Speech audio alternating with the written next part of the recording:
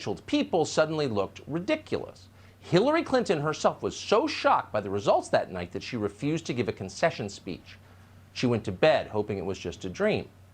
Now, you probably remember all of that very well, but it was what happened next in the days between the election and Thanksgiving that it turns out in a lot of ways was much more important. What happened during that period set the course for where we are right now.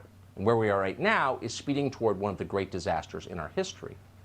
So the leaders of the Democratic Party couldn't, in effect, handle the outcome of the 2016 election. They snapped under the strain of it, under the crushed expectations. But rather than look inward and assess their own role in the disaster, what did we do wrong? Why did voters reject us? And other questions that emotionally mature adults might have asked. Democratic leaders instead immediately set out to find somebody else to blame for the election results. And soon they settled on Russia. Vladimir Putin got Donald Trump elected, they told us. Hillary Clinton said that repeatedly. Now, at first, it was hard to take any of it very seriously. We tried, but there was no evidence it was true at all. And so a rational person concluded the obvious. This was a childish psychological defense mechanism. It was not a factual claim. And yet they kept saying it in the face of no evidence. And over time, they began acting on it like it was true. And then even over more time, they paralyzed the entire federal government for years, fruitlessly trying to prove the core claims of Russiagate. But they never could because those claims weren't true. And yet, critically, they clung to those claims. They never stopped repeating the talking point. The Russian government, quote, hacked our election. That was Jen Psaki not long ago saying it out loud like it were true. Now, here's the context. As she said that, Psaki was trying to explain why the Biden administration is, in effect, working to overthrow the Russian government right now. And for once, Jen Psaki was telling the truth. That is why. Democrats have convinced themselves that Russia stole the presidency, which rightfully belonged to Hillary Clinton. And they mean it when they say it. And that's why they are taking us to war with Russia. Now, there are a lot of things going on here, a lot of threads, as in any big story, but on some level, the core motivation is just that simple. Here's what we know it's not. We know the war in Ukraine is not about saving democracy, please. We know it's not about protecting the sacred borders of a sovereign country. We know the Biden administration doesn't care about those principles because they run our country, and we see how they act. And we know for dead certain, and this comes as sad news to a lot of Americans who are compassionate, but we know now that the war in Ukraine is certainly not about helping the Ukrainian people, those poor people. Many more Ukrainian civilians will die, certainly, thanks to the Biden administration's policies. If you wanted to save Ukraine, its people, its infrastructure, its nation, you would push for a settlement now. You would have done it 2 months ago, but they're not doing that. They've rejected it out of hand. So that's not their goal, saving Ukraine, saving human lives. No, that's not their goal. Instead, the war in Ukraine is designed to cause regime change in Moscow. They want to topple the Russian government. That would be payback for the 2016 election. So this is the logical, maybe the inevitable end stage of Russiagate. Now, we should have seen this coming because they said it out loud years ago. Here's Adam Schiff from 2 years ago predicting it, saying it. Watch this. As one witness put it during our impeachment inquiry, the United States aids Ukraine and her people so that we can fight Russia over there and we don't have to fight Russia here. So we arm Ukraine so we can fight Russia. Now, how many Americans, whatever you think of Putin, probably not much, justifiably, probably don't have a lot of interest in moving to Russia, but how many Americans then or now want to, quote, fight Russia? A very small group. But Adam Schiff said it out loud at the time in the House of Representatives. We don't arm Ukraine so we can help the Ukrainians. They're merely unfortunate pawns in all of this. We arm Ukraine so that we can punish Russia. Why? For stealing Hillary Clinton's coronation. If only we had taken Adam Schiff seriously as he said it again and again and again. But now we can't help but take Adam Schiff seriously because he's one of the prime movers of this war. Adam Schiff spent this weekend in Eastern Europe checking on the progress of the war he has done so much to bring about. He traveled there with Nancy Pelosi and a number of other of the most conspiracy-minded Democrats in Congress. These are the Russiagate true believers seeing their theory come to fruition. That's what this is. Here's the group, Pelosi, Schiff, and the rest, meeting with the president of Ukraine.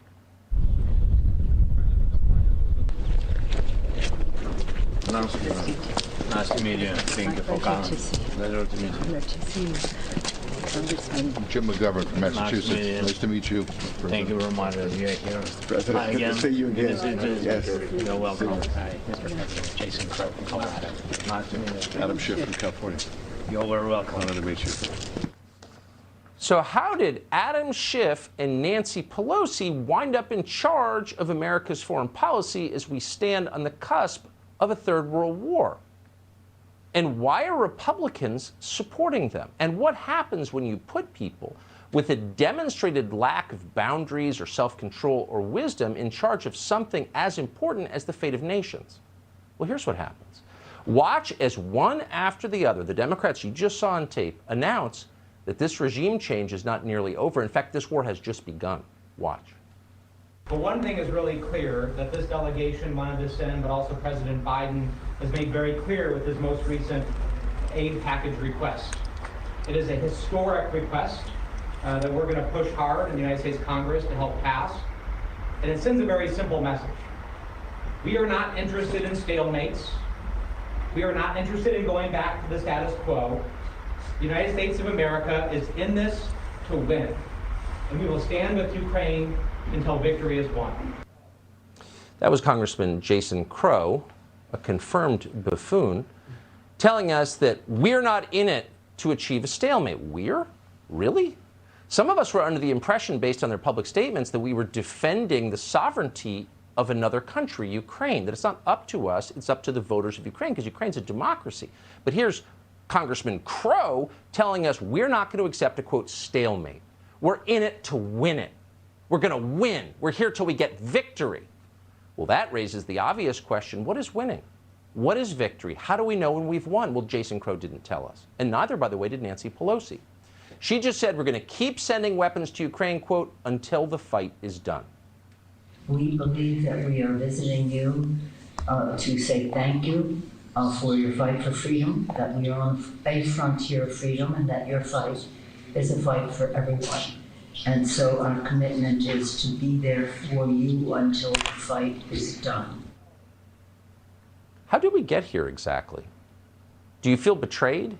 If you're one of the millions of good-hearted Americans who put a Ukrainian flag pin on your lapel or put one in front of your house expressing solidarity with the poor oppressed people of Ukraine, you probably didn't think you were signing up for this. Nancy Pelosi telling us we're in a war with a nuclear-armed power with no clear end date.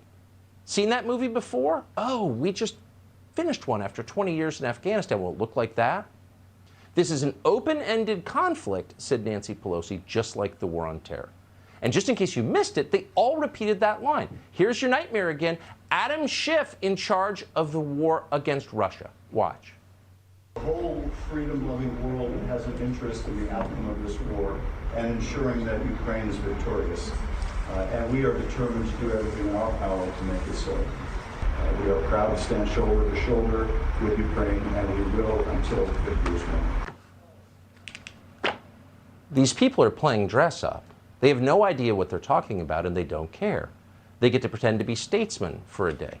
But when Adam Schiff and Nancy Pelosi, again, people with a demonstrated years-long record of being willing to say anything for personal power, anything to improve the fortunes of their political party, when they're standing up with a foreign head of state saying, here's an open check, you fill in the number, you got to wonder where this is going. We know where it could go. This is the most reckless foreign policy in our lifetimes, in American history. You are watching a group of decadent, in some cases senile leaders, casually dismiss the consequences of going to war with a nuclear-armed nation. Dismiss the consequences of nuclear war, like it's not even worth thinking about.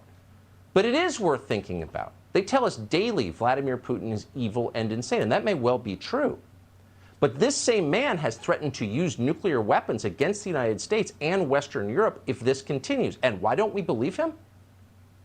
You may have missed this. The New York Times didn't seem to have time to cover it. But here's Russia's foreign minister just last week underscoring the point. Russian Foreign Minister Sergei Lavrov with a chilling warning. The risk of nuclear war is a real one. Speaking to state-run media, Lavrov said, quote, "The danger is serious. It is real. It cannot be underestimated." He added that he did not want to see these risks of nuclear war, quote, artificially inflated. He does not see it as an artificially inflated sense. risk, says Lavrov. So what they're saying is